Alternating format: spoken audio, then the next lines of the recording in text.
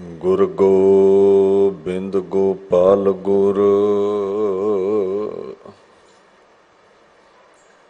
ਗੁਰਪੂਰਨ ਨਾਰਾਇਣ ਹੈ। ਗੁਰ ਦਇਆਲ ਸਮਰੱਥ ਗੁਰ ਗੁਰ ਨਾਨਕ ਪਤਿਤ ਉਦਾਹਰਣ ਹੈ।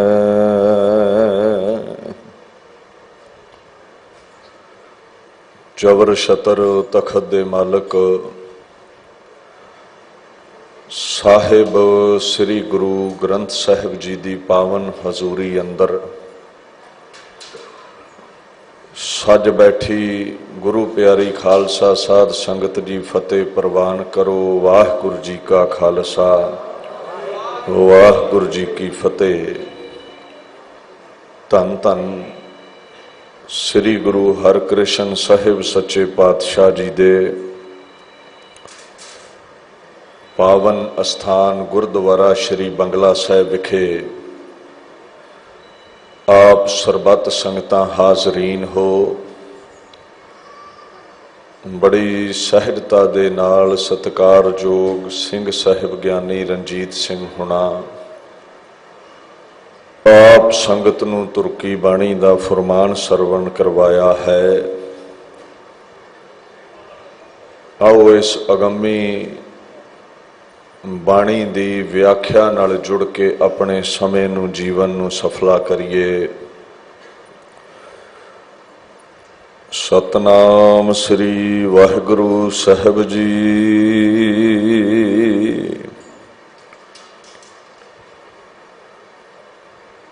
ਜਗਤ ਭਿਖਾਰੀ ਫਿਰਤ ਹੈ,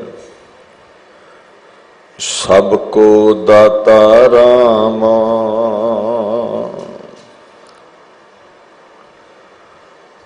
ਧੰਨ ਧੰਨ ਸ੍ਰੀ ਗੁਰੂ ਤੇਗ ਬਹਾਦਰ ਸਾਹਿਬ ਸੱਚੇ ਪਾਤਸ਼ਾਹ। ਵੈਰਾਗਮਈ ਸ਼ਲੋਕ ਇਹ ਪਾਵਨ ਬਾਣੀ ਪ੍ਰਗਟ ਕਰਦੇ ਨੇ। ਇਹ ਜੋ ਸ਼ਲੋਕ ਹੈ ਸ਼੍ਰੀ ਗੁਰੂ ਗ੍ਰੰਥ ਸਾਹਿਬ ਜੀ ਦੇ ਅੰਦਰ 1428 ਅੰਗ ਉੱਪਰ ਦਰਜ ਹੈ। ਗੁਰੂ ਸਾਹਿਬ ਇੱਥੇ ਪ੍ਰਮਾਤਮਾ ਦੀ ਜੋ ਮਹਾਨ ਬੁਲੰਦ ਹਸਤੀ ਹੈ ਕਿ ਉਹ ਸਭਨਾਂ ਦਾ ਦਾਤਾਰ ਹੈ, ਸਭਨਾਂ ਨੂੰ ਦਾਨ ਦੇਣ ਵਾਲਾ ਹੈ, ਝੋਲੀਆਂ ਭਰਨ ਵਾਲਾ ਹੈ, ਬਿਆਨ ਕਰਦੇ ਨੇ। ਔਰ ਮਨੁੱਖਤਾ ਅੰਦਰ ਜੇ ਕੋਈ ਇਹ ਭਰਮ ਪਾਲੀ ਬੈਠਾ ਹੈ ਵੀ ਉਹ ਵੰਡਣ ਵਾਲਾ ਹੈ, ਉਹ ਦੇਣ ਵਾਲਾ ਹੈ, ਤੇ ਉਸ ਵਹਿਮ ਨੂੰ ਖੰਡਿਤ ਕਰਦੇ ਨੇ। ਗੁਰੂ ਸਾਹਿਬ ਕਹਿੰਦੇ ਨੇ ਇਹ ਜਿਹੜਾ ਜਗਤ ਹੈ, ਜਨ ਸਮੁਦਾਇ ਹੈ, ਇਹ ਭਿਕਸ਼ਾ ਮੰਗਣ ਵਾਲਾ ਹੈ, ਭਿਕਸ਼ਾਹਾਰੀ ਹੈ। ਸਾਰੇ ਪ੍ਰਮਾਤਮਾ ਤੋਂ ਮੰਗਦੇ ਨੇ। ਕੋਈ ਉੱਚੀ ਬੋਲ ਕੇ ਮੰਗ ਲੈਂਦਾ ਹੈ, ਕੋਈ ਜ਼ਿਹਨ ਵਿੱਚ ਅੰਦਰ ਖਾਤੇ ਮੰਗ ਲੈਂਦਾ ਹੈ। ਬੜੇ ਬੜੇ ਮਰਾਤਬਿਆਂ ਤੇ ਬੈਠੇ ਹੋਏ ਆਗੂ ਜਿਹੜੇ ਨੇ ਉਹ ਵੀ ਉਸ ਪ੍ਰਮਾਤਮਾ ਦੇ ਅੱਗੇ ਹੀ ਅਰਦਾਸ ਕਰਦੇ ਨੇ। ਨਿਰਧਨ ਗਰੀਬੜਾ ਤੇ ਅਰਦਾਸ ਕਰੇਗਾ ਹੀ। ਪਰਮਾਤਮਾ ਦਾਤਾਰ ਹੈ, ਦਾਨੀ ਹੈ, ਦੇਣ ਵਾਲਾ ਹੈ। ਔਰ ਉਸ ਪ੍ਰਭੂ ਲਈ ਇੱਥੇ ਲਫ਼ਜ਼ ਵਰਤਿਆ ਹੈ ਰਾਮ। ਰਾਮ ਦਾ ਭਾਵ ਹੁੰਦਾ ਜੋ ਰਮਿਆ ਹੈ, ਜੋ ਸਾਡੇ ਅੰਦਰ ਸਮਾਇਆ ਹੋਇਆ ਹੈ ਔਰ ਹਰ ਜ਼ਰੇ ਵਿੱਚ ਰਵ ਰਿਹਾ ਹੈ। ਇੱਕ ਜਗ੍ਹਾ ਬਾਣੀ ਵਿੱਚ ਆਉਂਦਾ ਹੈ, ਘਟ ਘਟ ਰਮਈਆ ਰਮਤ ਰਾਮ ਰਾਏ, गुर शब्द गुरु लिव लागे। कोई ऐसी जगह नहीं है जिथे राम रविया नहीं है। इथे हर जरे विच समाए हुए परमेश्वर नूं राम कहा है। श्री रामचंद्र जी का इथे जिक्र नहीं है। 5000 तो उपर गिनती हो जाती है इस लफ्ज की बाणी अंदर। कोई 2-4 बार श्री रामचंद्र महाराज लई ये लफ्ज आया है, जिवें राम गयो रावण गयो जाको बहु परिवार।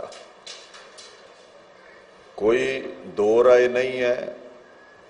आपां हर धर्म के महापुरुषों का अदब करते हैं। श्री रामचंद्र समय के अवतार सन, बाणी विच जिक्र है। पर वो राम की गल कीती है जिहड़ा हर युग विच है, एक युग ताईं सीमित नहीं है, जो मिटदा नहीं है, सुते सिद्ध प्रकाशवान है, अपने आप तो प्रगट है, जो सारिया ही गुरु पीरां रहबरां अंदर प्रगट है, समाया होया है, जीव जंतुआं विच सुभाएमान है। महाराज कहंदे ओ रमिया राम सब दा दाता है, सारियां दियां झोलियां भरन वाला है, हर दाता सब जगत पेखारिया मंगत जन जनता। परमात्मा दाता है, बाकी सारा जगत मंगता है, मंगण वाला है। The Lord is the great giver. अकाल पुरख ही झोलियां भरदा है, बाकी कोई छोटा मंगता है, कोई वड्डा मंगता है। जिड्डा अमीर होवेगा ओदी मंग भी ओडी वड्डी है, करोड़ां विच। जे कोई दिहाड़ीदार है ओदी 200-400 दी मंग हैन सारे ही मंगते। हर देव हो दान दयाल होए, विच पाथर क्रिम जनता। और नाल ये कह दिता भी ऐ परमात्मा तू ऐसा दानी है, जेड़े पत्थरां विच क्रिम हुंदे ने ना, तो उथों ताईं भोजन पहुंचा दिना है। कई बार आम ही जेड़े दिहाड़ीदार लोग ने जदों पत्थर आदਿਕ कुटदे ने, पत्थर नूं तोड़दे ने, विचों कीट निकल आउंदा है और ਉਹਦੇ ਮੂੰਹ ਵਿੱਚ भी कोई अन्न का दाना हुंदा है। समझ नहीं पैंदी भी ये बाहर किस रस्ते आया, ये अन्न कित्थों पहुंचिया। परमात्मा की कुछ ऐसी खेड है, रचना है, जिन्हें जीव जंत ने सारियां नूं रोजी दिंदा है। गुरु गोबिंद सिंह पातशाह ये लफ्ज बड़ा दसम बाणी विच वरतदे ने। राजक, रिजक देण वाला, रोजी देण वाला, कामाले करामात कायम करीम, रजा बख्श राजकर हाकुर रहीम। अमा बख्शो बख्शिंद वो दस्तगीर, रजा बख्श रोजी देहो दिल पजीर। रोजी देण वाला परमेश्वर ही है। जिन्ने उन्हें दाने लिखे ने कर्मां विच उन्ने ही शक पाउने हैं। दीन दुनिया दे मालक इत्थे समझाउंदे ने, भाई परमात्मा दे गीत गाया करो। कहंदे ने जन नानक नाम ते आया, गुरमुख तनवंता। धनवान बन जाओगे, अमीर हो जाओगे, दुनियावी धन भी मिलेगा ते नाम धन भी मिलेगा। अध्यात्मिकता दे तौर ते भी अमीर होवोगे, महापुरुष हो निबड़ोगे, संत हो निबड़ोगे आम जग्यासू तो। और बाहरी तौर ते भी अमीर हो जाओगे। गुरु नानक दे सिखां कर गरीबी नहीं रहिंदी, जेड़े मन करके गुरु नाल जुड़ जांदे ने। उते वंडण वाले ने, लखां नूं लंगर छका दिंदे ने। सो ऐसी बख्शिश अकाल पुरख दे गीत गाउण वाले नूं है। तुम दाते हम सदा भिखारी, दियो जवाब होए बजगारी। तू दाता है और असीं सदा ही तेरे दर ते भिखारी हाँ। एक इत्थे लफ्ज वरत्या है बजगारी। कहंदे जदों दाता वंडदा है ना, ते जे असीं ना नुकर करिए, ये थोड़ा दिता है, ये ठीक नहीं कीता, तो कहंदे वो इस गल्लों नाराज हो जाता है। जदों उहदी करनी विच असीं दखल दिंदे हां, तो ये अपनी गुनहगारी बन जाती है। दीन दुनिया दे मालक पता ही नहीं कदों तो साडियां झोलियां भर रहे ने। देंदा दे लैंदे थक पाहे, जुगा जुगंतर खाही खाहे। असीं झोलियां भर भर के तुरे जा रहे हैं। खुला बख्श रहा है, जुगां तो बख्श रहा है, पर साडे मूहों शुक्र नहीं निकलता। जदों भी गुरु घर आउणे हैं जां कोई मंदिर जांदा है, मस्जिद जांदा है, उलामा ही लैके जांदा है जो नहीं मिलिया उहदे बाबत। मैं कि तुहानूं सौखा दृष्टांत दिना, समझ आ जाएगी। एक बड़ा अमीर सेठ है, उन्हें देखिया भी मेरे इलाके विच इन्ने भिखारी ने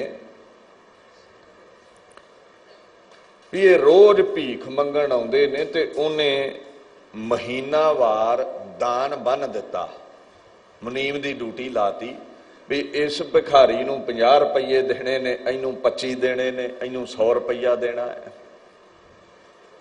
वो महीने दे महीने भिखारी जिहड़े ने मुनीम कोल आउंदे ने, तो माया लैके दान लैके चले जाते ने, ते बड़िया सालां तो इसे तरह ही चलता रहा। हुण एक भिखारी बड़ा गरीब सी, मफलस सी, उन्होंने 50 रुपये महीना मिलता सी। तो 1 तरीक नूं पैसे लैण आया, तो सेठ दे मुनीम ने उन्होंने आख्या भी थोड़ा फेर बदल हो गया है दान दे विच। अगे तैनूं 50 रुपये मिलते सी, हुण तैनूं 25 मिलने ने। तो भिखारी कलप उठिया, वो बड़ा नाराज होया भी की मतलब है तेरा, सदा तो ही मैनू 50 रुपये मिलते रहे ने, ते मैं 50 रुपये लए बिना इथों नहीं हटना, मैं 25 रुपये लैके वापस नहीं जाना। तो मुनीम ने समझाया भी जिस सेठ दे दर तो तुसी महीनावारी दान ले जाते हो, उन्हां दी बेटी दा है विआह, तो विआह दे उत्ते खर्चा बड़ा आउणा है। सधारण विआह ते करेगा नहीं, बड़ा अमीर है, बड़े राजे महाराजे शिरकत करनगे विआह दे विच, सो थोड़ी असुविधा है, 50 की जगह 25 रुपये लै जाओ। तो भिखारी ने तो ला लिया धरना, वो तो उच्ची उच्ची रौला पाउण लग पिया भी तुसी समझिया की है मैनू, मैं कोई अमीर हाँ, मैं कोई सेठ हाँ भी तुसी मेरे हिस्से दे पैसे कट के अपने सेठ दी धी दे विआह ते लाओगे। हुण दरअसल बात यह है भी भिखारी नूं लंबे समय तो दान विच 50 रुपये मिलते सी, आदि हो गया। दान कोई दे रहा है ते दान दा अधिकारी बन के बह गया भी ये मेरा है, सब कुछ हक जताउण लग पिया है। ते वो हुण 25 रुपए जिहड़े कट्टे जा रहे ने, वो जर नहीं पा रहा। अज उलामा ते दे दिता भी 25 रुपये कट लए ने, ਸਾਲਾਂ ਤੋਂ ਜਿਹੜੇ 50 ਰੁਪਏ ਹਰ ਮਹੀਨੇ ਲੈਂਦਾ ਸੀ, ਕਦੇ ਵੀ ਧੰਨਵਾਦ ਨਹੀਂ ਕਰਨ ਆਇਆ ਸੇਠ ਦਾ ਵੀ ਅਹਿਸਾਨ ਹੈ ਤੇਰਾ ਮੇਰੇ ਤੇ ਜਿਸ ਦਿਨ 50 ਚੋਂ 25 ਰੁਪਏ ਰਹਿ ਗਏ ਉਸ ਦਿਨ ਉਲਾਮਾ ਖੜਾ ਹੋ ਗਿਆ। ਇਸ ਗੱਲ ਨੂੰ ਸਮਝੋ, ਜੋ ਕੁਝ ਵੀ ਜੀਵਨ ਵਿੱਚ ਹੈ ਤੁਹਾਡਾ ਨਹੀਂ ਹੈ। ਨਾ ਮਾਈ, ਨਾ ਬਾਪ, ਨਾ ਬੱਚੇ, ਨਾ ਦੌਲਤਾਂ, ਨਾ ਸ਼ੌਹਰਤਾਂ। ਤੁਸੀਂ ਤੇ ਨੰਗੇ ਆਏ ਸੀ, ਤੋ ਤਨ ਤੇ 2 ਕੱਪੜੇ ਵੀ ਨਹੀਂ ਸੀ ਤੁਹਾਡੇ ਕੋਲ। ਇਹ ਸਭ ਕੁਝ ਇਸ ਸੰਸਾਰ ਤੇ ਨਿਰੰਕਾਰ ਵੱਲੋਂ ਮਿਲਿਆ ਹੈ। ਤੇ ਜਦੋਂ ਉਹ ਆਪਦਾ ਬਖਸ਼ਿਆ ਹੋਇਆ ਵਾਪਸ ਲੈਂਦਾ ਹੈ ਤੇ ਤੁਹਾਨੂੰ ਮੁਸ਼ਕਲ ਕਾਹਦੀ ਹੈ? ਜਦੋਂ ਘਰ ਵਿੱਚ ਮੌਤ ਹੁੰਦੀ ਹੈ ਤੇ ਰੱਬ ਨੂੰ ਵੈਰੀ ਕਹਿੰਦੇ ਆ, ਪੈਸੇ ਆਏ ਖੇੜਾ ਚੜ ਗਿਆ, ਪੈਸੇ ਹੱਥੋਂ ਨਿਕਲ ਗਏ ਤੇ ਰੱਬ ਨੂੰ ਬੁਰਾ ਭਲਾ ਕਹਿੰਦੇ ਆ। ਜੋ ਪੁੱਛ ਕੇ ਦਿੱਤਾ ਨਹੀਂ ਹੈ ਉਹ ਪੁੱਛ ਕੇ ਲਿਜਾਂਦਾ ਵੀ ਨਹੀਂ ਹੈ। ਪੁੱਛ ਨਾ ਸਾਜੇ, ਪੁੱਛ ਨਾ ਟਾਹੇ। ਇਹ ਵਾਧੂ ਦੇ ਅਧਿਕਾਰੀ ਬਣੇ ਬੈਠੇ ਹੋ ਤੁਸੀਂ। ਮੇਰੀ ਜ਼ਮੀਨ ਹੈ, ਮੇਰਾ ਪਰਿਵਾਰ ਹੈ, ਮੇਰਾ ਪੈਸਾ ਹੈ। ਤੁਹਾਡਾ ਹੁੰਦਾ ਤੇ ਤੁਹਾਡੇ ਨਾਲ ਦੁਨੀਆ ਤੇ ਆਉਂਦਾ ਤੇ ਤੁਹਾਡੇ ਨਾਲ ਤੁਰ ਜਾਂਦਾ। ਮੜੀਆਂ ਤੋਂ ਅੱਗੇ ਤਾਂ ਕੋਈ ਗਿਆ ਹੀ ਨਹੀਂ ਤੁਹਾਡੇ ਨਾਲ, ਨਾ ਕਿਸੇ ਨੇ ਜਾਣਾ ਹੈ। ਅੱਛਾ, ਜਦੋਂ ਵੀ ਆਏ ਹਾਂ ਕਟੌਤੀ ਬਾਬਤ ਵਿਰੋਧ ਹੀ ਕਰਨ ਆਏ ਆ ਵੀ ਪਿਛਲੇ ਸਾਲ ਆਮਦਨੀ ਵੱਧ ਸੀ, ਐਤਕੀ ਘਟ ਗਈ ਹੈ। ਕਦੇ ਧੰਨਵਾਦ ਕਰ ਨਹੀਂ ਆਏ ਵੀ ਔਕਾਤ ਨਾਲੋਂ ਵੱਧ ਦਿੱਤਾ ਹੈ। ਕਦੇ ਇਸ ਦੁਰਲਭ ਜ਼ਿੰਦਗੀ ਬਾਬਤ ਧੰਨਵਾਦ ਕੀਤਾ ਹੈ? ਮੌਤ ਦੀ ਸਾਰੇ ਸ਼ਿਕਾਇਤ ਕਰਨਗੇ। ਇਹ ਨਹੀਂ ਸੀ ਹੋਣਾ ਚਾਹੀਦਾ। ਸੁੱਖ ਦੇ ਵੇਲੇ ਕੋਈ ਧੰਨਵਾਦ ਨਹੀਂ, ਦੁੱਖ ਦੇ ਵੇਲੇ ਸ਼ਿਕਾਇਤ ਹੈ। ਆਪਾਂ ਸੁੱਖ ਦੇ ਲਈ ਕਦੇ ਵੀ ਗੁਰਦੁਆਰੇ ਨਹੀਂ ਆਏ ਵੀ ਅੱਜ ਸਿਰਫ ਧੰਨਵਾਦ ਕਰਨਾ ਹੈ, ਗੁਰੂ ਹਰਿਕ੍ਰਿਸ਼ਨ ਬੜਾ ਦਿੱਤਾ ਹੈ। ਸ਼ਿਕਾਇਤ ਲੈ ਕੇ ਜ਼ਰੂਰ ਆ ਗਏ ਆ ਵੀ ਮੰਗਿਆ ਬਹੁਤਾ ਸੀ, ਮਿਲਿਆ ਥੋੜਾ ਹੈ। ਪਰਮਾਤਮਾ ਨੂੰ ਜਦੋਂ ਵੀ ਪੁਕਾਰਿਆ ਹੈ, ਦੁੱਖ ਵਿੱਚ ਪੁਕਾਰਿਆ ਹੈ, ਦਰਦ ਵਿੱਚ ਪੁਕਾਰਿਆ ਹੈ, ਕੋਈ ਸ਼ਿਕਾਇਤ ਕਰਨ ਲਈ ਪੁਕਾਰਿਆ ਹੈ, ਕਦੇ ਧੰਨਵਾਦ ਲਈ 2 ਬੋਲ ਸਾਡੇ ਗਲੂਏ ਚੋਂ ਨਹੀਂ ਨਿਕਲੇ। ਇਹਨੂੰ ਪਤਾ ਬਾਣੀ ਨੇ ਕੀ ਕਿਹਾ ਹੈ? 10 ਵਸਤੂ ਲੈ ਪਾਸ਼ੈ ਭਾਵੈ, ਏਕ ਵਸਤ ਕਾਰਨ ਬਿਖੋਟ ਗਵਾਵੈ।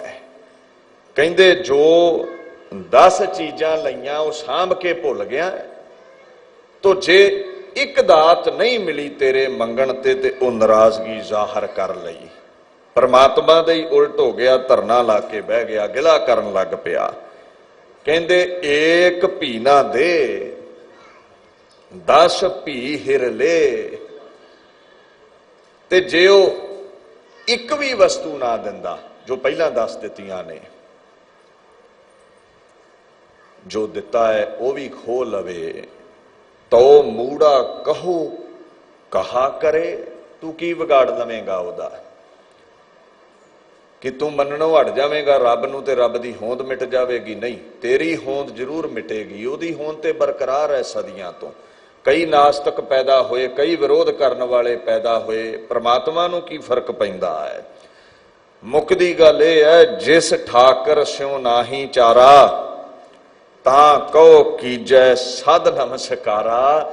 ਉੱਥੇ ਜ਼ੋਰ ਨਹੀਂ ਚੱਲਦਾ, ਨਮਸਕਾਰ ਚੱਲਦੀ ਹੈ, ਸਜਦਾ ਚੱਲਦਾ ਹੈ, ਸਿਰ ਝੁਕਾਉਣਾ ਪੈਂਦਾ ਹੈ। ਜਾਂ ਕੈ ਮਨ ਲਾਗਾ ਪ੍ਰਭ ਮੀਠਾ, ਸਰਬ ਸੂਖ ਤਾਹੂ ਮਨ ਬੂਠਾ। ਜਿਸ ਜਨ ਆਪਣਾ ਹੁਕਮ ਮਨਾਇਆ, ਸਰਬ ਥੋਕ ਨਾਨਕ ਤਿਨ ਪਾਇਆ। ਜਿਹੜੇ ਉਹਦੇ ਹੁਕਮ ਨੂੰ ਮੰਨ ਲੈਂਦੇ ਨੇ, ਕਹਿੰਦੇ ਸਾਰੇ ਹੀ ਸੁੱਖ ਉਹਨਾਂ ਨੂੰ ਪ੍ਰਾਪਤ ਹੋ ਜਾਂਦੇ ਨੇ। ਸੋ ਇਸ ਗੱਲ ਦਾ ਖਿਆਲ ਰੱਖਿਓ, ਜੋ ਮਿਲਿਆ ਹੈ ਸ਼ੁਕਰਾਨਾ ਕਰੋ, ਜੋ ਨਹੀਂ ਮਿਲਿਆ ਬੇਨਤੀ ਕਰੋ, ਗਿਲਾ ਨਾ ਕਰੋ। ਜੋ ਮਿਲਿਆ ਹੈ ਉਹ ਵੀ ਖੋਹ ਲਵੇ ਤੇ ਤੁਸੀਂ ਕੁਝ ਨਹੀਂ ਕਰ ਸਕਦੇ। ਸ਼ੁਕਰ ਕਰਨਾ ਸਿੱਖੋ ਤੇ ਖੁਸ਼ੀਆਂ ਖੇੜੇ ਜੀਵਨ ਵਿੱਚ ਰਹਿਣਗੇ।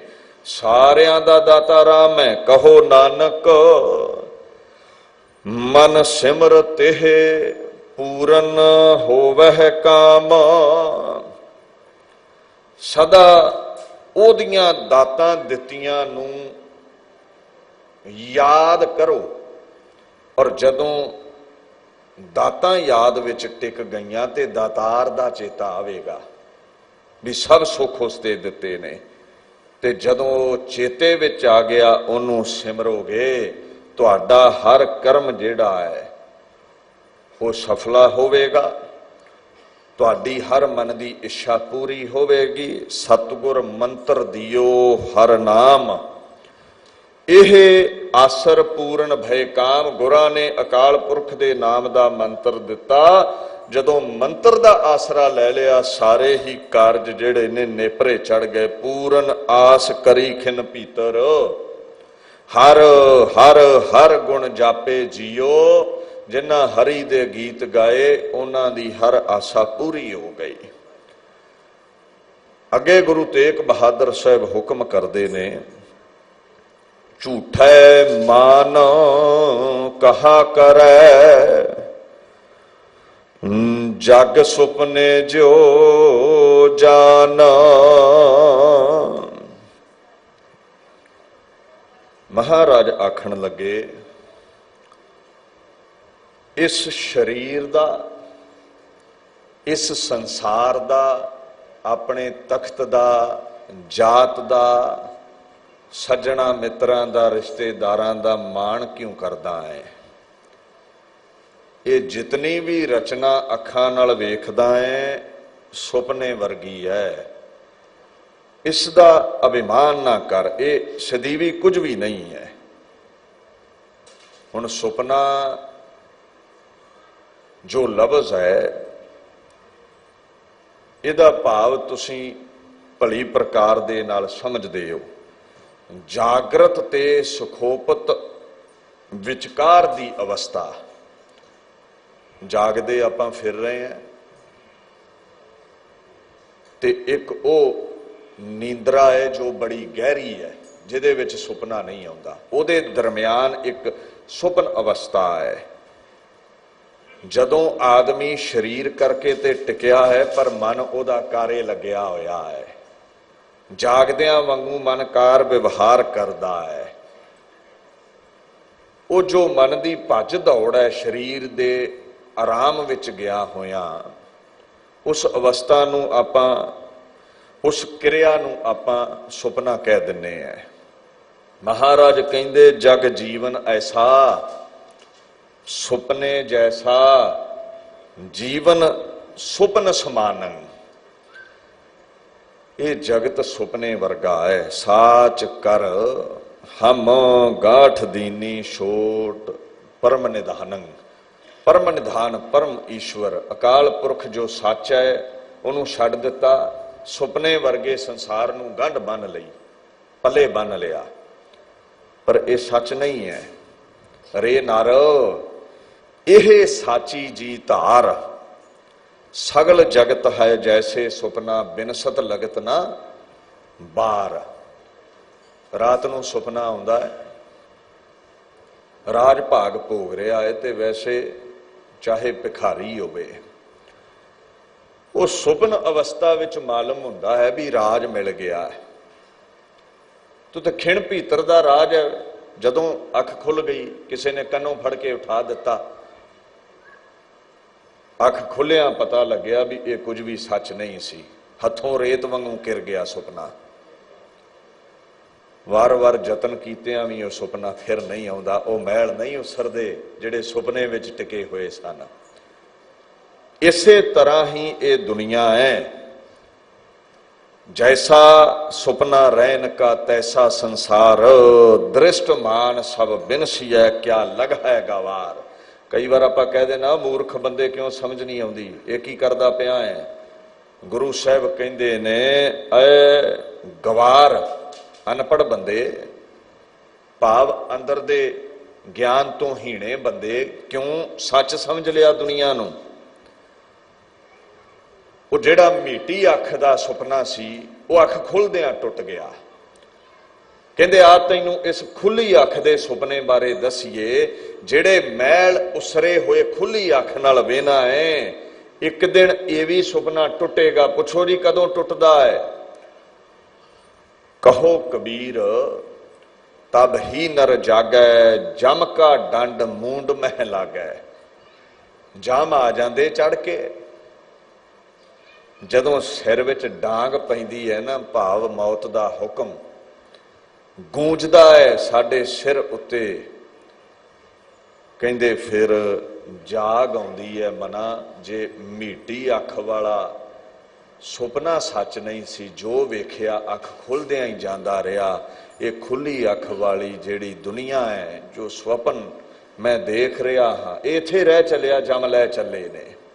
ਹੈਨ ਦੋਵੇਂ ਹੀ ਸੁਪਨੇ, ਹਾਂ ਸਮੇਂ ਦਾ ਅੰਤਰਾ ਹੈ, ਕੋਈ ਸੁਪਨਾ ਲੰਮਾ ਚੱਲ ਜਾਂਦਾ, ਕੋਈ ਛੋਟਾ ਚੱਲਦਾ ਹੈ। ਉਹ ਮੀਟੀ ਅੱਖ ਦਾ ਸੁਪਨਾ ਥੋੜੀ ਦੇਰ ਚੱਲਿਆ, ਖੁੱਲੀ ਅੱਖ ਦਾ ਭੋਰਾ ਵੱਧ ਚੱਲ ਗਿਆ। ਰੇ ਮਨ ਤੇਰੋ ਕੋਏ ਨਹੀਂ, ਖਿੰਚ ਲੈ ਜਿਨ ਭਾਰ, ਵਿਰਖ ਬਸੇਰੋ ਪੰਖ ਕੋ ਤੈਸੋ ਇਹੋ ਸੰਸਾਰ। ਜੋ ਕੁਝ ਵੇਖਿਆ ਮਹਾਰਾਜ ਕਹਿੰਦੇ ਤੇਰਾ ਨਹੀਂ, ਇਹ ਸੰਸਾਰ ਇੱਕ ਰੁੱਖ ਹੈ ਤੇ ਰੁੱਖ ਦੇ ਉੱਤੇ ਕਈ ਪੰਛੀ ਇਕੱਠੇ ਹੋ ਜਾਂਦੇ ਨੇ, ਤੋ ਰਾਤ ਲੰਘਦੀ ਹੈ ਉੱਡ ਜਾਂਦੇ ਨੇ। ਏਦਾਂ ਅਵਸਥਾ ਰੂਪੀ ਰਾਤ ਸਾਰੇ ਇਸ ਬਿਰਖ ਤੇ ਸੰਸਾਰ ਤੇ ਅਸੀਂ ਬਤੀਤ ਕਰਨ ਆਏ ਹਾਂ। ਕੋਈ ਜਲਦੀ ਉੱਡ ਜਾਂਦਾ, ਕੋਈ ਥੋੜਾ ਲੇਟ ਉੱਡ ਜਾਂਦਾ, ਉੱਡ ਸਾਰੇ ਹੀ ਜਾਂਦੇ ਨੇ। ਕਹਿੰਦੇ ਜੋ ਤਨ ਤੈ ਆਪਣੋ ਕਰਮਾਨਿਓ, ਅਰ ਸੁੰਦਰ ਗ੍ਰਹਿ ਨਾਰੀ, ਇਨ ਮੈਂ ਕਛ ਤੇਰੋ ਰੇ ਨਾਹਨ। ਦੇਖੋ ਸੋਚ ਵਿਚਾਰੀ, ਇਹ ਘਰ ਵਾਲੀ ਹੈ ਮੇਰੀ, ਇਹ ਮੇਰੇ ਸੁੰਦਰ ਮਕਾਨ ਨੇ, ਇਹ ਮੇਰੀ ਜ਼ਮੀਨ ਹੈ, ਜਾਇਦਾਦ ਹੈ, ਮੇਰਾ ਤਖਤ ਹੈ। ਕਹਿੰਦੇ ਇਸ ਤਖਤ ਨੂੰ ਭੋਗਣ ਵਾਲੇ ਕਈ ਚਲੇ ਗਏ। ਇਹ ਜ਼ਮੀਨ ਤੇ ਕਈਆਂ ਦੀਆਂ ਕਬਰਾਂ ਖੁਦੀਆਂ ਹੋਈਆਂ ਨੇ। ਜੇ ਉਹ ਨਹੀਂ ਰਹੇ ਤੇ ਤੂੰ ਕਿੱਥੇ ਟਿਕੇਗਾ?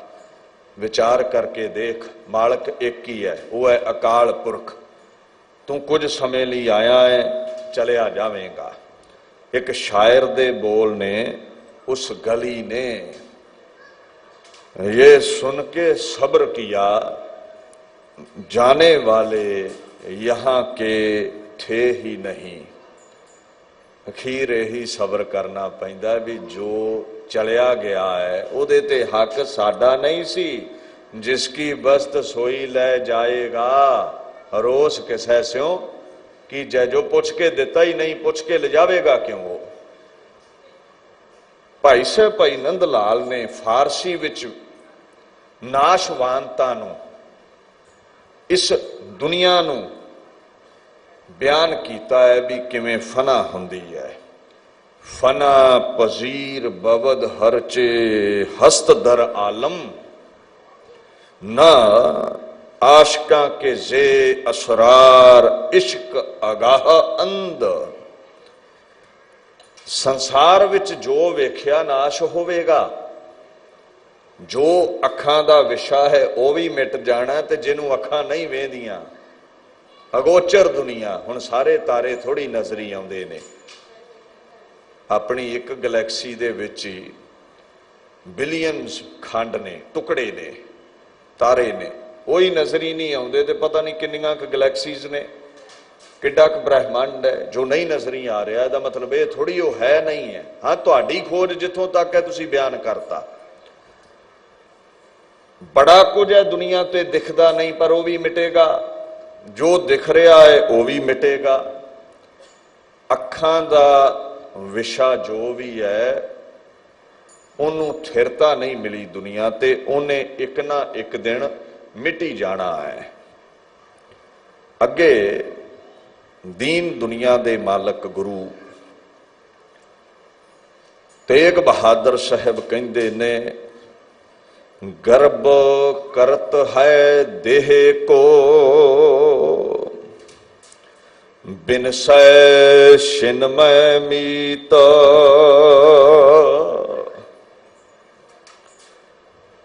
ਕਹਿੰਦੇ ਬੜਾ ਅਟਿਆ ਰਹਿਣਾ ਹੈ ਹੰਕਾਰ ਦੇ ਵਿੱਚ, ਕੀ ਮਾਣ ਇਸ ਮਿੱਟੀ ਦੀ ਦੇਹੀ ਦਾ ਕਰਦਾ ਹੈ। ਅੱਖ ਝੁਮਕਣ ਜਿੰਨੇ ਸਮੇਂ ਵਿੱਚ ਬਿਨਸ ਜਾਵੇਗੀ, ਮਿਟ ਜਾਵੇਗੀ, ਇਹਨੇ ਟਿਕੇ ਨਹੀਂ ਰਹਿਣਾ।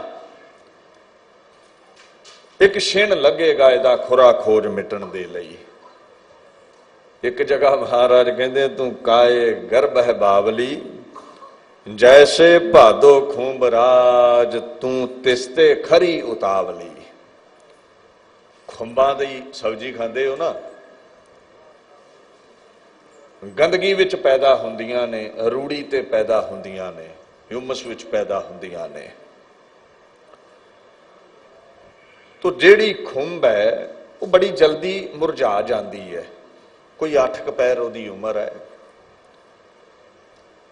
ਉਹ ਕਮ ਸੇ ਕਮ ਖੁੰਬ ਦੀ ਗਰੰਟੀ ਤੇ ਹੈ 8 ਪੈਰ ਕੱਢ ਜਾਵੇਗੀ। ਮਹਾਰਾਜ ਕਹਿੰਦੇ ਤੈਨੂੰ ਗਰਭ ਕਾਹਦਾ ਹੈ, ਤੇਰੀ ਤੇ ਅਗਲੇ ਸਾਹ ਦੀ ਗਰੰਟੀ ਕੋਈ ਨਹੀਂ ਦਿੰਦਾ।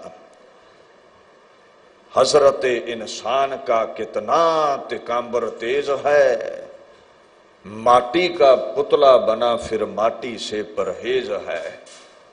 कहते मिट्टी का पुतला है।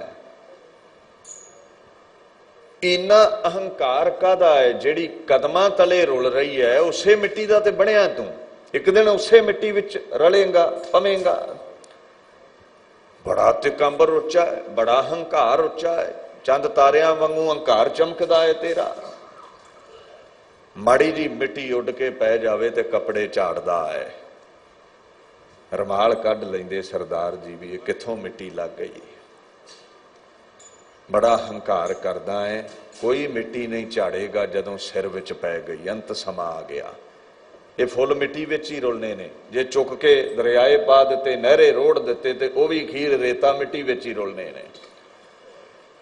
सो गर्भ महाराज कहते किस गल दा है, तख्त दा करदा है। कई राजे चले गए,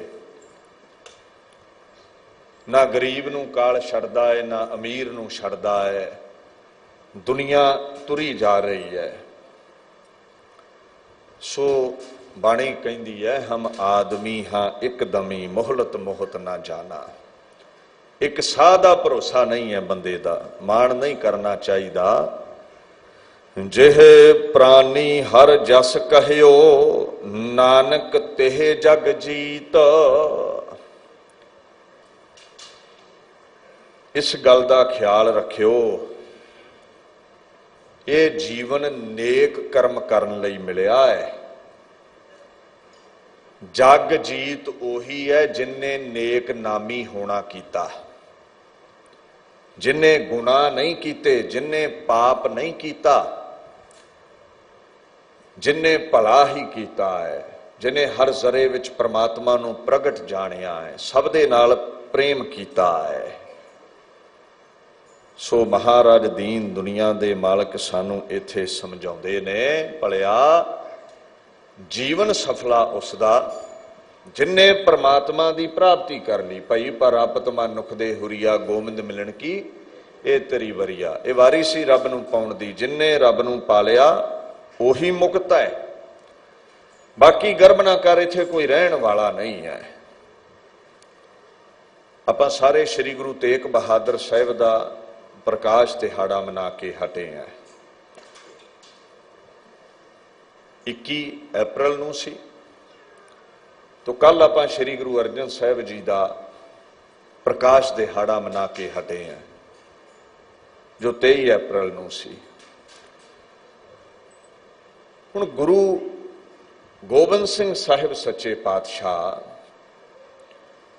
ये जिहड़े हुक्मरान जुल्म करते ने गुरां ते, जिवें गुरु अर्जन साहिब नूं जहांगीर ने शहीद कर दिता, गुरु तेग बहादुर साहिब नूं औरंगजेब ने शहीद कर दिता, तो गुरु गोबिंद सिंह जफरनामे विच समझाउंदे ने औरंगजेब गर्भ किस गल दा है,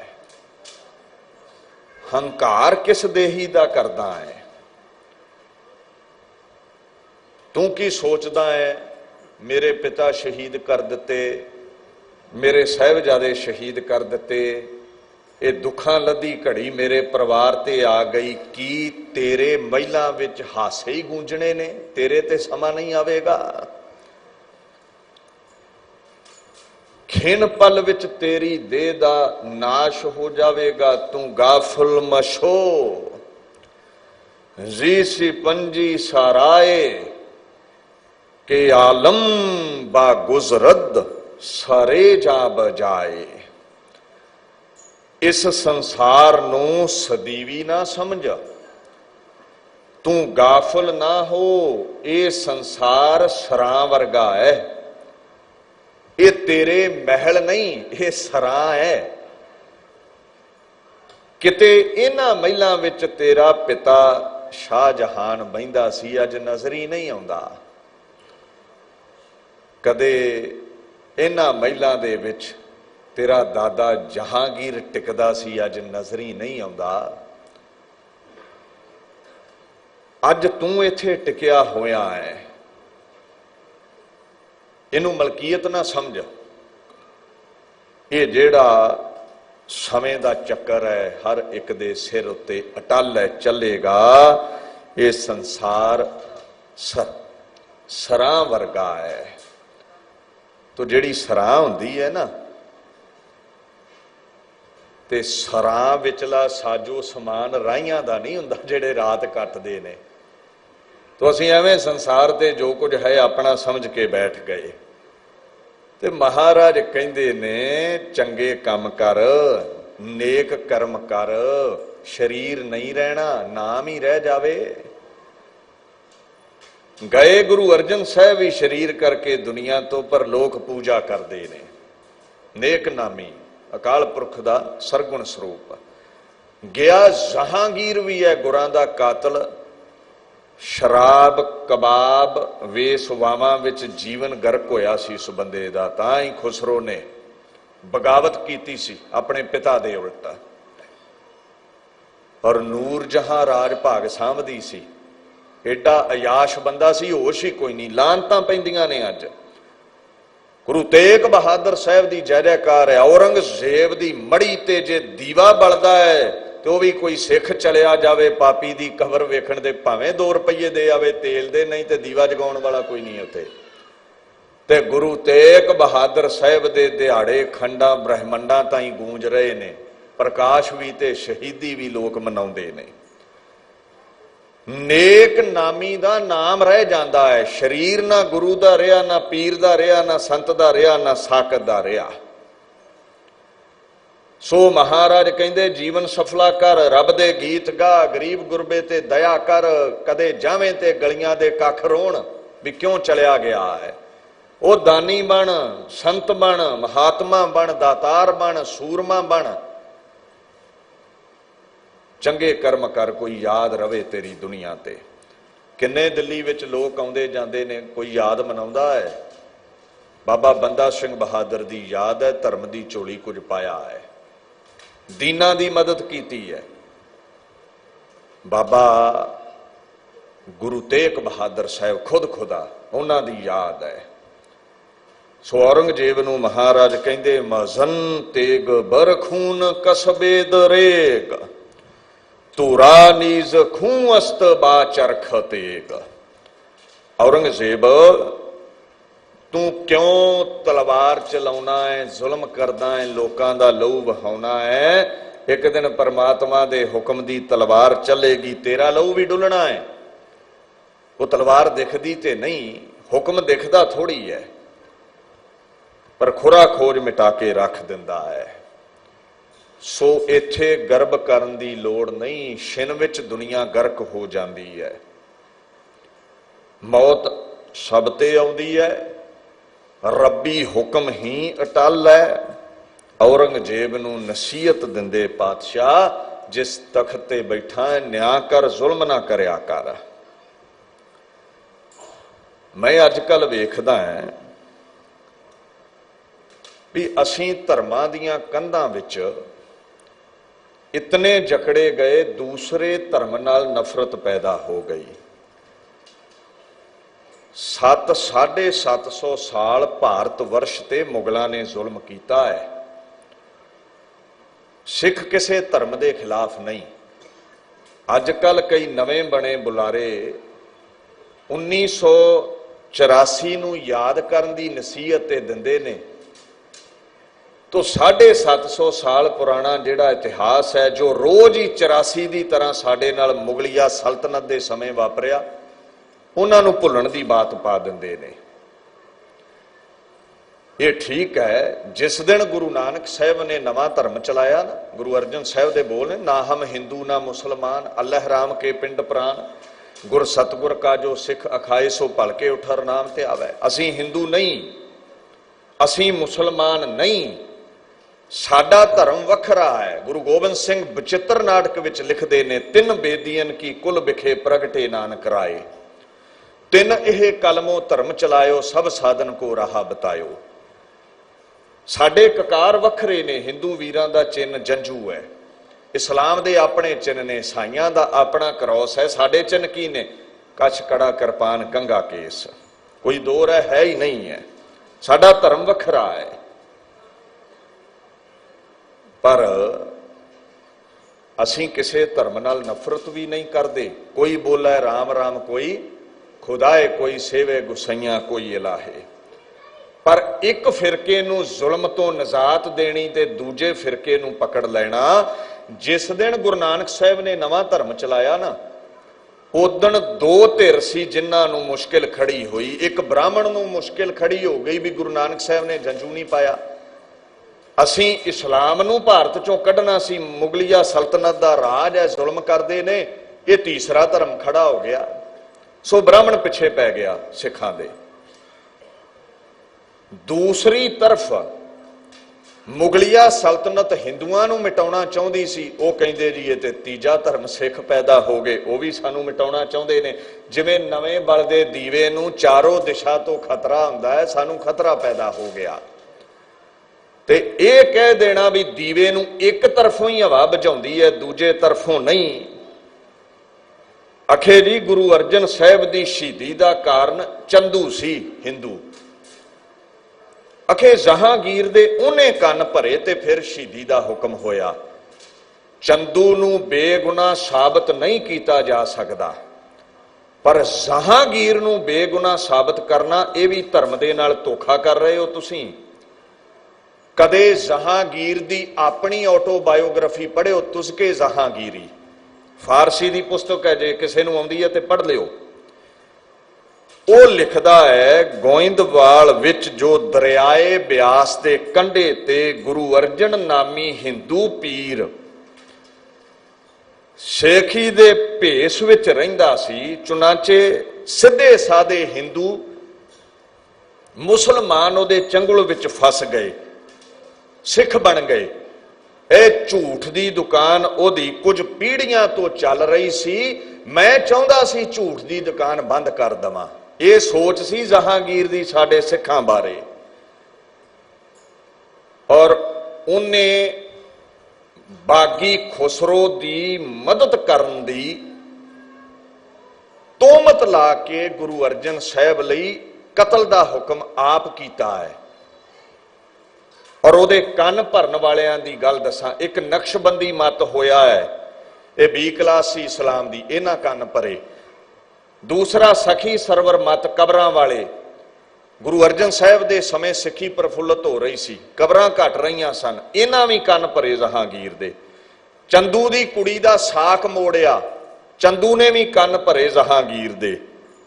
ਔਰ ਜਿਹੜੇ ਕਾਨਾ ਪੀਲੂ ਛੱਜੂ ਹਸਨ ਭਗਤ ਬਣ ਕੇ ਆਏ ਸੀ ਅੰਮ੍ਰਿਤਸਰ, ਜਿਨ੍ਹਾਂ ਦੇ ਬੋਲ ਬਾਣੀ 'ਚ ਦਰਜ ਨਹੀਂ ਹੋਏ, ਉਹਨਾਂ ਵੀ ਈਰਖਾ ਵਸ ਜਹਾਂਗੀਰ ਦੇ ਕੰਨ ਭਰੇ। ਜਦੋਂ ਇੰਗਲਿਸ਼ ਵਿੱਚ ਵੀ ਤੁਸੀਂ ਤੁਸਕੇ ਜਹਾਂਗੀਰੀ ਪੜ੍ਹਦੇ ਹੋ ਤੇ ਉੱਥੇ ਸਾਫ਼ ਲਿਖਦਾ ਹੈ, ਜਹਾਂਗੀਰ ਕਹਿੰਦਾ ਹੀ behave to Khusro in certain special ways. ਕਹਿੰਦਾ ਗੁਰੂ ਅਰਜਨ ਨੇ ਬੜੀ ਆਓ ਭਗਤ ਕੀਤੀ ਹੈ ਖੁਸਰੋ ਦੀ, ਤਿਲਕ ਵੀ ਲਾਇਆ ਹੈ ਉਸ ਨੂੰ ਵੀ ਤੈਨੂੰ ਤਖਤ ਮਿਲੇਗਾ, ਮੈਂ ਵਰ ਦਿੰਨਾ। ਇਹ ਝੂਠੀਆਂ ਤੋਹਮਤਾਂ ਲਾਈਆਂ ਗੁਰਾਂ ਤੇ। ਕਹਿੰਦਾ ਜਦੋਂ ਮੈਨੂੰ ਪਤਾ ਲੱਗਿਆ, ਮੈਂ ਮੁਰਤਜ਼ਾ ਖਾਨ ਨੂੰ ਹੁਕਮ ਕੀਤਾ ਇਹਦੀ ਜਾਇਦਾਦ ਜ਼ਬਤ ਕਰੋ, ਇਹਦਾ ਪਰਿਵਾਰ ਕੈਦ ਵਿੱਚ ਰੱਖੋ ਤੇ ਇਹਦਾ ਕਤਲ ਕਰ ਦਿਓ ਅਰਜਨ ਦਾ। ਆਹ ਲਫ਼ਜ਼ ਵਰਤਦਾ ਹੈ ਉਹ। ਚੰਦੂ ਸ਼ਾਮਲ ਹੈ, ਪਰ ਸਾਰਾ ਦੋਸ਼ ਚੰਦੂ ਤੇ ਨਾ ਦਿਓ, ਬ੍ਰਾਹਮਣ ਤੇ ਨਾ ਦਿਓ। ਇੱਥੇ ਮੁਗਲ ਵੀ ਬਰਾਬਰ ਦਾ ਹੀ ਭਾਗੀਦਾਰ ਹੈ, ਇਸ ਜ਼ੁਲਮ ਦੇ ਵਿੱਚ ਵੱਧ ਕੇ ਹੈ। ਫਿਰ ਕਹਿੰਦਾ ਮੈਂ ਬਾਗੀ ਐਲਾਨ ਕੇ ਗੁਰੂ ਅਰਜਨ ਨੂੰ ਹੁਕਮ ਦਿੱਤਾ। ਫਾਰਸੀ ਵਿੱਚ ਹੁਕਮ ਕਰਦਾ ਹੈ, ਫਰਮੂਦਮ ਕੇ ਊਰਾ ਬਾ ਸਿਆਸਤੋ ਯਸਾ ਰਸਾਨੰਦ। ਹੁਕਮ ਕਰ ਦਿੱਤਾ ਸਿਆਸਤ ਬਾ ਯਾਸਾ ਦੇ ਕਾਨੂੰਨ ਨਾਲ ਕਤਲ ਕਰ ਦਿਓ ਅਰਜਨ ਦਾ। ਫਿਰ ਮੁਰਤਜ਼ਾ ਖਾਨ ਦੇ ਹਵਾਲੇ ਕੀਤਾ ਗੁਰਾਂ ਨੂੰ, ਔਰ ਚੰਦੂ ਨੇ ਫਿਰ ਗੁਰਾਂ ਨੂੰ ਸ਼ਹੀਦ ਕਰਵਾਇਆ ਹੈ। ਮੁੱਖ ਦੋਸ਼ੀ ਜਹਾਂਗੀਰ ਹੈ ਤੇ ਨਾਲ ਚੰਦੂ ਹੋਣੀ ਰਲੇ ਹੋਏ ਨੇ। ਹੁਣ ਦੂਸਰੀ ਤਰਕ, ਅਖੇ ਜੀ ਤੁਸੀਂ ਕਹਿ ਦਿੰਦੇ ਹੋ ਗੁਰੂ ਗੋਬਿੰਦ ਸਿੰਘ ਨੇ 14 ਜੰਗਾਂ ਮੁਗਲਿਆ ਸਲਤਨਤ ਦੇ ਖਿਲਾਫ ਲੜੀਆਂ, ਤੁਸੀਂ 22 ਧਾਰ ਦੇ ਹਿੰਦੂ ਰਾਜਿਆਂ ਨੂੰ ਬਰੀ ਕਰਦੇ ਹੋ। ਕਿਸੇ ਨੇ ਬਰੀ ਨਹੀਂ ਕੀਤਾ। ਜਦੋਂ ਸਮਾਂ ਸੀਮਿਤ ਹੋਵੇ ਵਿਚਾਰ ਕਰਨ ਦਾ ਤੇ ਆਪਾਂ ਆਗੂ ਦਾ ਨਾਮ ਲੈਨੇ ਆ ਵੀ ਮੁਗਲਿਆ ਸਲਤਨਤ ਨਾਲ, ਔਰੰਗਜ਼ੇਬ ਨਾਲ ਗੁਰਾਂ ਨੇ 14 ਜੰਗਾਂ ਲੜੀਆਂ। ਜਿਵੇਂ ਇੰਦਰਾ ਗਾਂਧੀ ਦੇ ਹੁਕਮ ਵਿੱਚ ਭਾਰਤ ਦੀ ਫੌਜ ਨੇ ਅਕਾਲ ਤਖਤ ਢਾ ਦਿੱਤਾ। ਤੋ ਜਦੋਂ ਸਮਾਂ ਪੂਰਾ ਹੋਵੇ ਤੇ ਆਪਾਂ ਖੁੱਲ ਕੇ ਵਿਚਾਰ ਰੱਖਦੇ ਆਂ ਵੀ ਇੰਦਰਾ ਦੇ ਹੁਕਮ ਵਿੱਚ ਕੁਲਦੀਪ ਬਰਾੜ ਵਰਗਿਆਂ ਹਮਲਾ ਕੀਤਾ। ਜਦੋਂ ਸਮਾਂ ਸੀਮਿਤ ਹੋਵੇ ਤੇ ਮੋਟੀ ਗੱਲ ਕਰਾਂਗੇ ਵੀ ਇੰਦਰਾ ਨੇ ਅਕਾਲ ਤਖਤ ਢਵਾਇਆ। ਤੋ ਇੰਦਰਾ ਦਾ ਨਾਮ ਲਿਆ, ਇਹ ਕਿਵੇਂ ਸਮਝ ਲਓਗੇ ਤੁਸੀਂ ਵੀ ਕੁਲਦੀਪ ਬਰਾੜ ਨੂੰ ਆਜ਼ਾਦ ਕਰ ਦਿੱਤਾ? ਔਰੰਗਜ਼ੇਬ ਦਾ ਨਾਮ ਲਿਆ, ਤੁਸੀਂ ਕਿਵੇਂ ਤੁਹਮਤ ਲਾ ਸਕਦੇ ਹੋ ਵੀ 22 ਧਾਰੀਏ ਹਿੰਦੂ ਰਾਜਿਆਂ ਨੂੰ ਆਜ਼ਾਦ ਕਰ ਦਿੱਤਾ ਵੀ ਉਹ ਦੋਸ਼ੀ ਨਹੀਂ ਗੁਰੂ ਤੇ ਹਮਲਾ ਕਰਨ ਦੇ? ਜਦੋਂ ਜ਼ਫਰਨਾਮਾ ਪੜ੍ਹਦੇ ਹੋ, ਇੱਕ ਸ਼ੇਰ, ਇੱਕ ਬਚਨ ਗੁਰੂ ਗੋਬਿੰਦ ਸਿੰਘ ਪਾਤਸ਼ਾਹ ਦਾ 22 ਧਾਰ ਦੇ ਹਿੰਦੂ ਰਾਜਿਆਂ ਦੇ ਖਿਲਾਫ ਹੈ, ਬਾਕੀ 100 ਤੋਂ ਉੱਪਰ ਸ਼ੇਰ ਔਰੰਗਜ਼ੇਬ ਦੀ ਜ਼ੁਲਮੋ ਸਿਤਮ ਢਾਉਣ ਵਾਲੀ ਦੁਨੀਆ ਦੇ ਖਿਲਾਫ ਨੇ। ਸਾਫ਼ ਪਾਤਸ਼ਾਹ ਲਿਖਦੇ ਨੇ, ਕਸਮ ਮੁਸਫੇ ਖੁਫੀਆ ਗਰਈ ਖੁਰਮ ਨਾ ਫੌਜ਼ੇ ਅਜ਼ੀਜ਼ੇਰ ਸੁਮ ਅਫਕੁਨਮ। ਜਿਹੜੇ ਕਹਿੰਦੇ ਨਾ 22 ਧਾਰੀਆਂ ਨੇ 13 ਲੜਾਈਆਂ ਲੜੀਆਂ ਗੁਰੂ ਗੋਬਿੰਦ ਸਿੰਘ ਨਾਲ, ਇੱਕ ਲੜਾਈ ਅਖੇ ਔਰੰਗਜ਼ੇਬ ਦੇ ਕੰਨ ਭਰੇ ਤੇ ਉਹਨੇ ਲੜੀ ਹੈ। ਉਹਨਾਂ ਨੂੰ ਮੈਂ ਪੁੱਛਣਾ ਚਾਹੁੰਦਾ ਕਿ 22 ਧਾਰੀਆਂ ਨੇ ਸ਼ਹੀਦ ਕਰਾਇਆ ਗੁਰੂ ਤੇਗ ਬਹਾਦਰ ਸਾਹਿਬ ਨੂੰ? ਨਹੀਂ, 22 ਧਾਰੀਏ ਦੋਸ਼ੀ ਨੇ, ਕੋਈ ਦੋ ਰਾਏ ਨਹੀਂ, ਪਰ ਔਰੰਗਜ਼ੇਬ ਨੂੰ ਰਿਹਾ ਨਾ ਕਰੋ। 14 ਜੰਗਾਂ ਹੀ ਮੁਗਲਿਆ ਸਲਤਨਤ ਦੇ ਹੁਕਮ ਵਿੱਚ ਹੋਈਆਂ। ਕਠਪੁਤਲੀਆਂ ਨੇ ਨੱਚ ਰਹੇ ਨੇ ਗੁਲਾਮ ਰਾਜੇ ਜੋ ਹਿੰਦੂ ਸਨ, ਰਾਜਪੂਤ ਸਨ, ਔਰੰਗਜ਼ੇਬ ਦੇ ਹੁਕਮ ਵਿੱਚ। ਇੱਥੇ ਗੁਰੂ ਗੋਬਿੰਦ ਸਿੰਘ ਜ਼ਫਰਨਾਮੇ 'ਚ ਕਹਿੰਦੇ, ਔਰੰਗਜ਼ੇਬ ਆਨੰਦਪੁਰ ਤੇਰੀ ਝੂਠੀ ਕੁਰਾਨ ਦੀ ਕਸਮ ਕਰਕੇ ਮੈਂ ਛੱਡਿਆ ਤੇ ਦੇਖ ਮੇਰੀ ਫੌਜ ਲੰਗੜੀ ਹੋ ਗਈ, ਮੈਂ ਯਕੀਨ ਨਾ ਕਰਦਾ ਤੇ ਨੁਕਸਾਨ ਨਾ ਹੁੰਦਾ। ਉਹਨਾਂ ਵੱਡਾ ਦੋਸ਼ੀ ਜੰਗਾਂ ਦਾ ਔਰੰਗਜ਼ੇਬ ਨੂੰ ਆਖਿਆ ਹੈ, ਤੁਸੀਂ ਕਿਵੇਂ ਬਾਣੀ ਝੁਠਲਾ ਦੋਗੇ? ਨਾਦਾਨਮ ਕੇ ਈ ਮਰਦ ਰੋਹ ਬਾਹਾ ਪੇਚ ਵਗਰ ਹਰਗਿਜ਼ੀ ਰਹਿਨ ਆਰਦ ਬਹੇਚ। ਉਹ ਕਹਿੰਦੇ ਤੂੰ ਲੂੰਬੜ ਹੈ, ਤੂੰ ਧਰਮੀ ਨਹੀਂ ਔਰੰਗਜ਼ੇਬ, ਤੇਰੇ ਢਿੱਡ ਵਿੱਚ ਕੁਝ ਹੋਰ, ਜ਼ਬਾਨ ਤੇ ਕੁਝ ਹੋਰ ਹੈ। ਮੈਂ ਕਦੇ ਵੀ ਲੜਾਈ ਦੇ ਰਸਤੇ ਤੇ ਨਾ ਚੱਲਦਾ ਜੇ ਤੂੰ ਮੈਨੂੰ ਧੋਖਾ ਨਾ ਦਿੰਦਾ। ਅਗਲਾ ਸ਼ੇਰ ਫਿਰ ਕਹਿੰਦੇ ਨੇ ਕਿ ਅਜ਼ਬਸਤ ਇਨਸਾਫੋਂ ਈ ਪਰਵਰੀ ਕਿ ਹੈਫਸਤ ਸਦ ਹੈਫ ਈ ਸਰਵਰੀ। ਉਹ ਤੂੰ ਰਾਜਾ ਹੈ ਦੇਸ਼ ਦਾ, ਅਜੀਬ ਜੀ ਤੇਰੀ ਧਰਮ ਦੀ ਪਾਲਣਾ ਹੈ। 100 ਵਾਰ ਅਫਸੋਸ ਹੈ ਤੇਰੇ ਰਾਜ ਤੇ, ਤੇਰੀ ਸਰਦਾਰੀ ਤੇ। ਤੂੰ ਜ਼ੁਲਮ ਕਰਦਾ ਹੈ ਫਕੀਰਾਂ ਤੇ, ਤੇਰੇ ਹੁਕਮ ਵਿੱਚ 22 ਧਾਰ ਦੇ ਰਾਜੇ ਜ਼ੁਲਮ ਕਰਦੇ ਨੇ ਸਾਡੇ ਤੇ। ਔਰ ਅੱਗੇ ਆਪਾਂ ਸਾਰਿਆਂ ਨੂੰ ਪਤਾ, ਵਜ਼ੀਰ ਖਾਨ ਨੇ ਸਾਹਿਬਜ਼ਾਦੇ ਸ਼ਹੀਦ ਕਰਵਾਏ।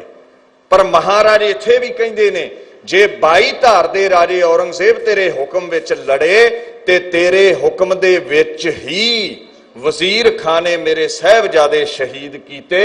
ਚਿਹਾ ਸ਼ੁੱਧ ਕੇ ਚੂੰ ਬਚਗਾ ਕੁਸ਼ਤੇ ਚਾਰ ਕੇ ਬਾਕੀ ਬਹਿਮਾਦਸਤ ਪੇਚੀ ਦੇ ਮਾਰ। ਕੀ ਹੋਇਆ, ਤੂੰ ਮੇਰੇ 4 ਬੱਚੇ ਸ਼ਹੀਦ ਕਰ ਦਿੱਤੇ।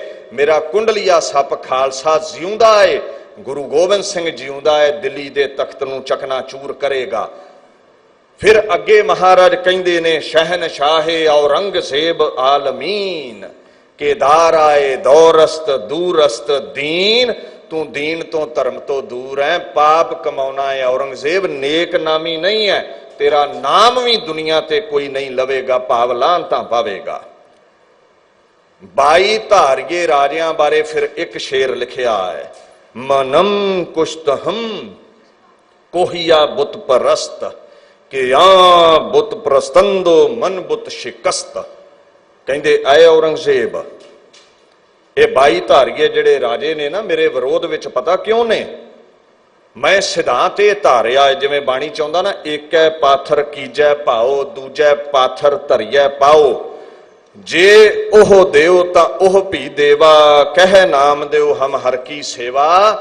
ਨਾਮਦੇਵ ਜੀ ਕਹਿੰਦੇ ਮੈਂ ਪੱਥਰ ਤੋਂ ਪੂਜਾ ਸ਼ੁਰੂ ਕੀਤੀ।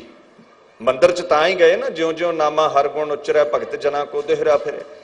ਮੰਦਰ ਚ ਮੂਰਤਾਂ ਹੀ ਹੁੰਦੀਆਂ, ਧੱਕੇ ਮਾਰੇ ਬ੍ਰਾਹਮਣਾ ਤੇਰੀ ਜਾਤ ਨੀਵੀਂ ਹੈ, ਤੂੰ ਮੰਦਰ ਚੋਂ ਬਾਹਰ ਕੱਢ ਦਿੱਤਾ। ਕਹਿੰਦੇ ਮੈਂ ਚੱਲਿਆ ਸੀ ਮੂਰਤਾਂ ਤੋਂ ਨਿਰਗੁਣ ਤੱਕ ਪਹੁੰਚ ਗਿਆ। ਹੁਣ ਮੈਨੂੰ ਸਮਝ ਆਈ ਵੀ ਜੇ ਇੱਕ ਪੱਥਰ ਦੀ ਪੂਜਾ ਕਰਨੀ ਹੈ ਦੂਜੇ ਪੱਥਰ ਤੇ ਕਿਉਂ ਚੱਲ ਰਹੇ ਹੋ? ਜ਼ਮੀਨ ਵੀ ਪੱਥਰ ਹੈ। ਕਹਿੰਦਾ ਪੱਥਰ ਜੜ ਹੈ। ਮੈਂ ਕਿਸੇ ਦੇਵੀ ਦੇਵਤੇ ਦਾ ਖੰਡਨ ਨਹੀਂ ਕਰਦਾ, ਪਰ ਅਕਾਲ ਪੁਰਖ ਨੂੰ ਧਿਆਓ, ਮੈਂ ਉਹਦੇ ਨਾਲ ਜੁੜਿਆ। ਗੁਰੂ ਗੋਬਿੰਦ ਸਿੰਘ ਪਾਤਸ਼ਾਹ ਕਹਿੰਦੇ ਔਰੰਗਜ਼ੇਬ ਰਾਜਪੂਤ ਰਾਜੇ ਬੁੱਤਾਂ ਨੂੰ ਪੂਜਣ ਵਾਲੇ ਨੇ ਤੇ ਮੈਂ ਇਸ ਬੁੱਤ ਪੂਜਕ ਵਿਚਾਰ ਧਾੜਾ ਨੂੰ ਤੋੜਦਾ ਹਾਂ। ਬੁੱਤ ਜੜ ਹੈ, ਪੂਜਾ ਕਰਨੀ ਤੇ ਅਕਾਲ ਪੁਰਖ ਦੀ ਕਰੋ। ਬਾਕੀ ਸਾਰੇ ਜ਼ੁਲਮ ਦਾ ਠੀਕਰਾ ਔਰੰਗਜ਼ੇਬ ਤੇ ਪਾਤਸ਼ਾਹ ਨੇ ਭੰਨਿਆ ਹੈ। ਤੋ ਮੈਂ ਇਹ ਵੀ ਬੇਨਤੀ ਕਰ ਦੇਵਾਂ, ਜਿਹੜੇ ਕਹਿੰਦੇ ਨਾ 14 ਜੰਗਾਂ ਨਹੀਂ ਹੋਈਆਂ, ਕਦੇ ਇਤਿਹਾਸ ਪੜ੍ਹਿਓ। ਪਹਿਲਾ ਭੰਗਾਣੀ ਦਾ ਯੁੱਧ ਹੁੰਦਾ ਹੈ, ਜਿੱਥੇ 22 ਧਾਰ ਦੇ ਰਾਜੇ ਜੰਗ ਪਾਤਸ਼ਾਹ ਨਾਲ ਲੜਦੇ ਨੇ, ਪਰ ਅਲਿਫ ਖਾਂ ਤੇ ਮੀਆਂ ਖਾਂ ਮੁਗਲਿਆ ਸਲਤਨਤ ਵੱਲੋਂ ਜੰਗ ਲੜਨ ਆਏ ਨੇ। 22 ਧਾਰ ਦੇ ਰਾਜੇ ਉਹਨਾਂ ਗੁਲਾਮ ਪੰਛੀਆਂ ਵਰਗੇ ਸਨ ਜਿਹੜੇ ਪਿੰਜਰੇ 'ਚ ਲੰਮੇ ਸਮੇਂ ਤੋਂ ਰਹੇ।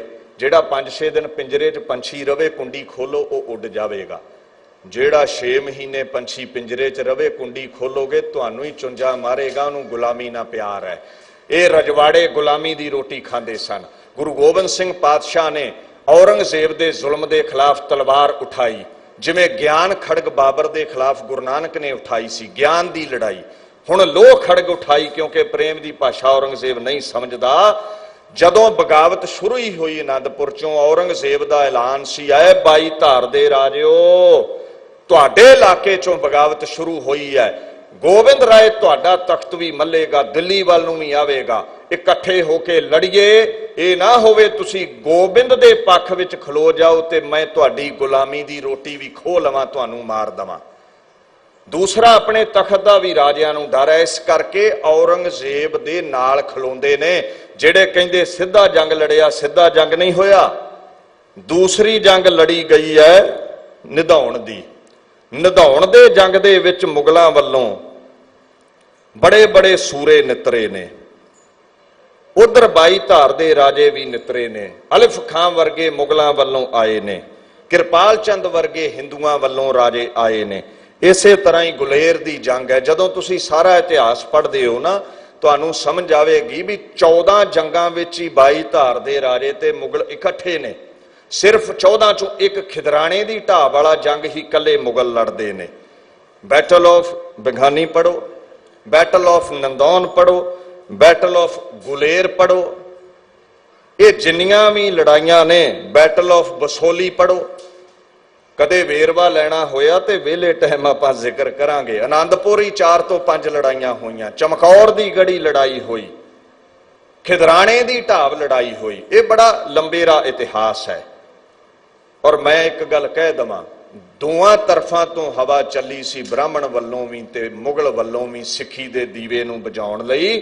ਪਰ ਅਸੀਂ ਫਿਰ ਵੀ ਕਿਸੇ ਧਰਮ ਨਾਲ ਨਫ਼ਰਤ ਨਾ ਕੀਤੀ ਹੈ, ਨਾ ਕਰਨੀ ਹੈ। ਗੁਰੂ ਗੋਬਿੰਦ ਸਿੰਘ ਤੇ ਆਪ ਲਿਖਦੇ ਨੇ, ਹਿੰਦੂ ਤੁਰਕ ਰਾਫਜ਼ੀ, ਹਿੰਦੂ ਤੁਰਕ ਕੋ ਰਾਫਜ਼ੀ, ਇਮਾਮ ਸਾਫੀ ਮਾਨਸ ਕੀ ਜਾਤ ਸਭੈ ਏਕੇ ਪਹਿਚਾਨਬੋ। ਗੁਰੂ ਅਰਜਨ ਸਾਹਿਬ ਆਪ ਲਿਖਦੇ ਨੇ, ਏਕ ਪਿਤਾ ਏਕਸ ਕੇ ਹਮ ਬਾਰਕ ਤੂੰ ਮੇਰਾ ਗੁਰਹਾਈ। ਸੋ ਇਹਨੂੰ ਜ਼ਿਹਨ ਵਿੱਚ ਟਿਕਾ ਲਓ।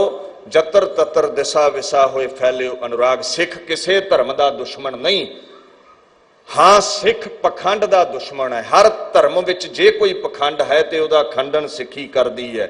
ਜਿਹੜਾ ਕਹਿ ਦੇਣਾ ਜੀ ਤੁਸੀਂ ਇਹ ਜਿਹੜਾ ਸਮਾਗਮ ਕਰਵਾਇਆ ਗਿਆ ਭਾਰਤ ਸਰਕਾਰ ਵੱਲੋਂ, ਇਹ ਸਰਕਾਰੀ ਸਮਾਗਮ ਹੈ ਜੀ, ਮੇਰੀ ਇੱਕ ਗੱਲ ਦਾ ਖਿਆਲ ਰੱਖਿਓ, ਜਿਸ ਦਿਨ ਕੋਈ ਏਜੰਸੀ ਸਮਾਗਮ ਕਰਵਾ ਕੇ ਸ੍ਰੀ ਗੁਰੂ ਤੇਗ ਬਹਾਦਰ ਸਾਹਿਬ ਨੂੰ ਹਿੰਦੂ ਸਾਬਤ ਕਰਨਾ ਚਾਹਵੇ, ਅਸੀਂ ਵਿਰੋਧ ਕਰਾਂਗੇ। ਜਿਸ ਦਿਨ ਭਾਰਤ ਸਰਕਾਰ ਦੇ ਸਮਾਗਮ ਚੋਂ ਇਹ ਗੱਲ ਚੱਲੇਗੀ ਵੀ ਜੰਝੂ ਪਹਿਨ ਲੈਣ ਸਿੱਖ, ਅਸੀਂ ਵਿਰੋਧ ਕਰਾਂਗੇ। ਜਿੰਨਾ ਚਿਰ ਭਾਰਤ ਸਰਕਾਰ ਜਾਂ ਕੋਈ ਵੀ ਏਜੰਸੀ ਸ੍ਰੀ ਗੁਰੂ ਤੇਗ ਬਹਾਦਰ ਸਾਹਿਬ ਨੂੰ ਸਿੱਖ ਜਗਤ ਦਾ ਰਹਿਬਰ ਕਹਿੰਦੀ ਹੈ, ਦੁਨੀਆ ਦਾ ਰੱਖਿਅਕ ਕਹਿੰਦੀ ਹੈ, ਸਨਾਤਨ ਮਤ ਨੂੰ ਬਚਾਉਣ ਵਾਲਾ ਕਹਿੰਦੀ ਹੈ, ਸਾਡੇ ਤੇ ਜੰਝੂ ਨਹੀਂ ਥੋਪਦੀ, ਸਾਡੇ ਪਿਓ ਦੇ ਸੋਲੇ ਗਾਉਂਦੀ ਹੈ ਤੇ ਅਸੀਂ ਨਾਲ ਹਾਂ। ਸਾਡੇ ਪਿਓ ਦੀ ਵਡਿਆਈ ਦੇਸ਼ਾਂ ਦਸ਼ੰਤਰਾਂ ਵਿੱਚ ਜਿਹੜਾ ਪਹੁੰਚਾਵੇਗਾ ਉਹਦੇ ਨਾਲ ਹਾਂ ਅਸੀਂ। ਜਿਹੜਾ ਸਾਡੇ ਤਖਤ ਢਾਵੇਗਾ, ਸਾਡੀ ਖਿਲਾਫਤ ਕਰੇਗਾ, ਉਹਦੇ ਵਿਰੋਧ ਵਿੱਚ ਹਾਂ। ਇੱਕ ਹੋਰ ਬੇਨਤੀ ਕਰ ਦਵਾਂ, ਜਿਹੜੇ ਕਹਿੰਦੇ ਨਾ ਜੀ ਇਹਨਾਂ ਸਟੇਜਾਂ ਤੋਂ ਪ੍ਰਬੰਧਕ ਕਹਿ ਦਿੰਦੇ ਨੇ ਜੀ ਇਹ ਕਥਾ ਕਰੋ, ਉਹ ਕਥਾ ਕਰੋ, ਵਿਚਾਰ ਲਈ ਖੁੱਲਾ ਸੱਦਾ ਹੈ। ਅਸੀਂ ਬਾਣੀ ਬਾਣੇ ਸਿਧਾਂਤ ਤੇ ਚੱਲਣ ਵਾਲੇ ਹਾਂ। ना किसी प्रबंधक दे कहे विच चलदे आ। जे सरकारां दी गल करदे हो, जिस दिन भारत वर्ष दी सरकार ने खेती कानून लागू कीते, इसे बंगला साहिब की स्टेज तो दास ने पहला विरोध किया है। जिस दिन निशान साहिब का लाल किले ते विरोध होया, इसे स्टेज तो दास ने कहा जे निशान साहिब ना झूलिया हुंदा ते अज तिरंगा ना झूलदा।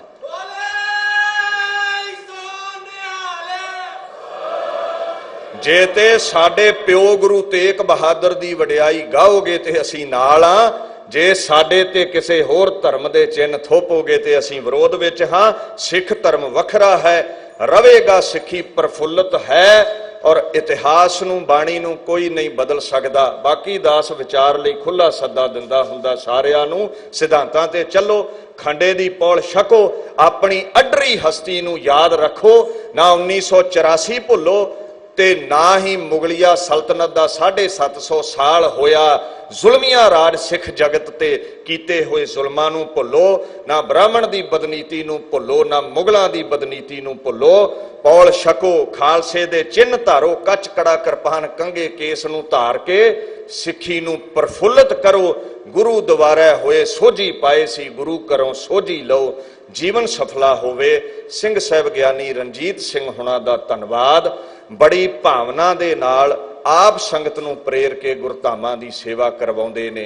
दिल्ली सिख गुरुद्वारा प्रबंधक कमेटी दा धन्नवाद, दिल्ली धर्म प्रचार कमेटी का धन्नवाद, संगतां दा धन्नवाद, खुद खुदा गुरु ग्रंथ साहिब नूं नमस्कार।